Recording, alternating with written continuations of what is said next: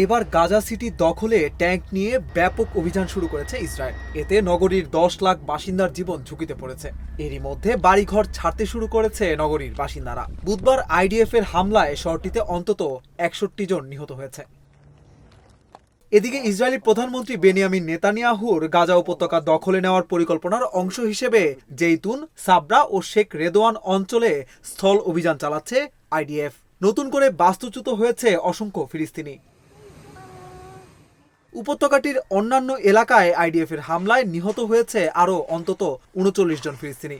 এ অবস্থায় তেল আবিবের সাথে যুদ্ধবিরতি চুক্তির লক্ষ্যে মিশরে পৌঁছেছে হামাসের প্রতিনিধি দল। এছাড়া ক্ষুধার কারণে গাজায় আরও ৮ জনের মৃত্যু হয়েছে। এ পর্যন্ত ১০৬ শিশুসহ অপুষ্টি ও অনাহারে মারা গেছে ২৩৫ ফিলিস্তিনি। মিশর সীমান্ত থেকে গাজার উদ্দেশ্যে রওনা দিয়েছে বেশ কিছু মানবিক ত্রাণবাহী ট্রাক।